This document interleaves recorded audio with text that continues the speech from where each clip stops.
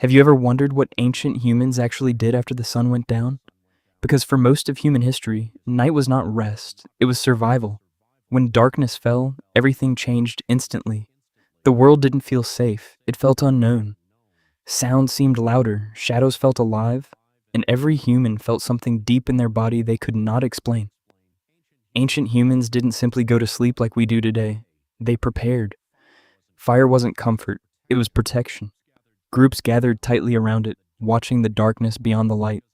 Because outside that small circle of firelight, anything could be there. Studies of hunter-gatherer tribes, like the Hadza, show sleep was not one continuous cycle, but came in short segments, and someone was almost always awake, not by choice, but by necessity. Predators were real. Lions, hyenas, and unseen threats moved in silence, and even silence itself felt dangerous. The human brain learned to treat darkness as uncertainty, and that wiring is still inside you today.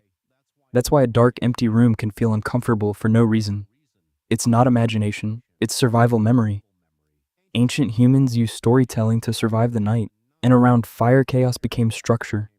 Fear turned into meaning, and darkness became something the mind could understand. Firelight became the first screen humans ever watched. Faces flickered in shifting orange light, shadows distorted reality, and imagination began to grow. Over time, night became not just survival, but reflection. And when the outside world went quiet, the inside world became louder.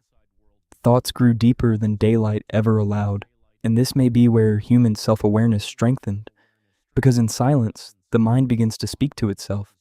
Even now, you feel it at 3 a.m. when everything is quiet, and your thoughts feel heavier than they should. It is not random, it is the same ancient system removing distraction. Ancient humans had no clocks, no alarms, no fixed end to the night. They waited for dawn, and when it came, it meant survival again. Dawn wasn't just light, it was relief. But the brain never fully updated. It still carries that ancient alertness, which is why, even in safety, your mind still listens for danger.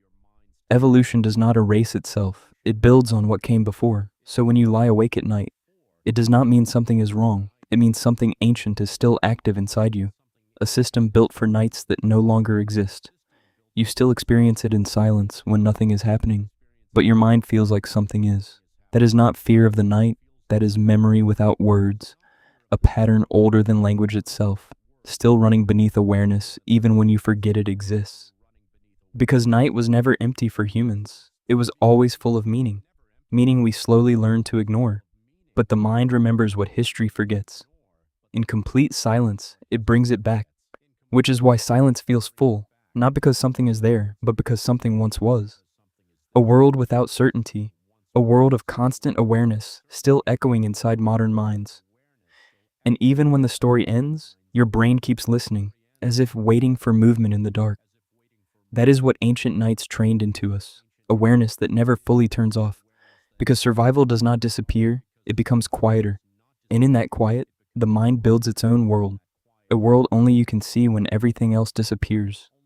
And maybe that is why you are never fully alone at night, because the night you feel is the night you inherited, and even now, it is still inside you, waiting, listening, remembering.